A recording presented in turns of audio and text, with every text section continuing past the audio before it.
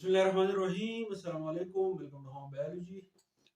Class 11 chemistry da padi ki dream number chapter de padi 11 chemistry ki online chapter de dream number topic de padi ki molecule chi de satoi definition molecule le chi the smallest particle of an element is called molecule. Dali ko munga the element khabara ko chi yo element de element the tool na which is the rachi da ageta munga molecule wala khabara yat sate molecule تړلی کېږي د element سره د element د ټولو نه وړوکې ذره چې ده هغې ته موږ وایو molecule.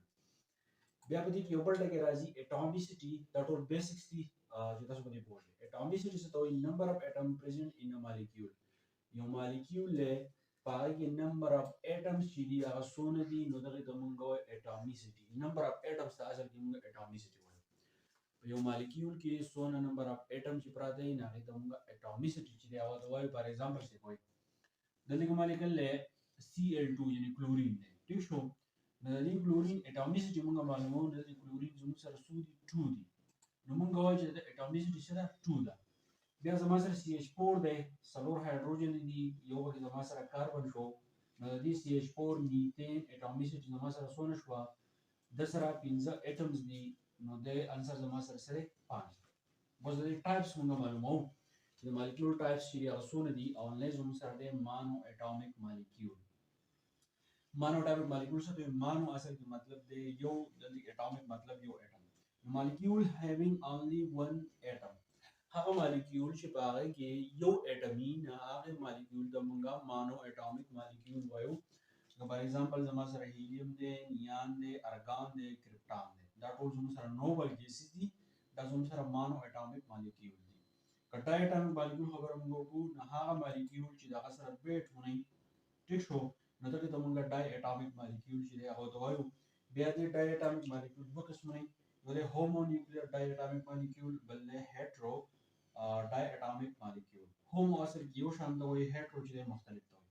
نو هومو به تېرولی شئ وایي homonuclear diatomic molecule. Molecule having two similar atoms. یعنې هغه molecules چې د هغه سره atoms وي او دوه وي ځکه چې ډای موږ دوه ته وایو. یعنې هغه molecule چې د هغه سره دوه atoms وي خو هغه دواړه زموږ سره یو شان وي نو هغه ته موږ homonuclear diatomic molecule وایو. لکه زما سره دلته دا فلورین دی molecule دی نو د ده دوه اټمونه چې دي زما سره څه دي دا یو شان دي لکه دا کلورین دی ټیک شو. نو د ده دواړه اټمونه چې دي هغه یو شان دي. بیا زما سره برومین، ایوډین د دې ټولو کوم اټمونه چې دي هغه یو شان دي ځکه دې ته هومونیوکلیر ډای اټومیک مالیکول وایي. بل هیټرونیوکلیر ډای اټومیک مالیکول.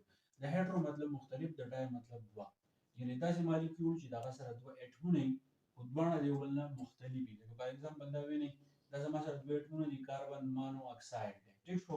نو کاربن پکې مختلف دی، او پکې مختلف دی. بیا زما سره NO دی نو چې کوئی دواړه د یو بل نه مختلف دي. بیا HF هایدروجن کلوراید دا دواړه د یو بل نه مختلف دي. بیا پالی اټومیک مالیکول دی. پالی اټومیک مالیکول چې دی ثابت چې زموږ سره یو مالیکول دی په هغه کې ډېر شي اټمز دي هغه ټول اټمونه چې دي زما سره یو شان دي. لکه دلته O3 دی، بیا P4 دی، S8 H2O او NH3 ټیک شو. دغه شان زما سره بیا میکرو مالیکولز دی.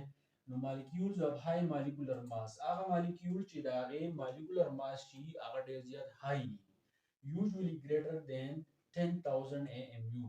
هغه عموما چې دی د 10,000 نه چې دی هغه زیات وي. یعنې هغه مالیکول چې د هغې مالیکولر ماس د 10,000 AMU نه چې دی هغه جدا وي مطلب دا دی د هغې نه سیوا وي نو دغې ته موږ میکرو مالیکول وایو. د میکرو مالیکول اګزامپل زموږ سره دی پروټینز او بل زموږ سره دی هیموګلوبین. نو په دې کې موږ مالیکول باره کوو اټومیسټي، ټایپس اف مالیکول، بیا ډای اټومیک مالیکول شو، مانو اټومیک مالیکول شو. ډای اټومیک مالیکول دوه قسمونه دي، هومونیوکلیر ډای اټومیک مالیکول، هیټرونیوکلیر ډای اټومیک مالیکول، بیا پالی اټومیک مالیکول او د هغې نه علاوه میکرو مالیکول.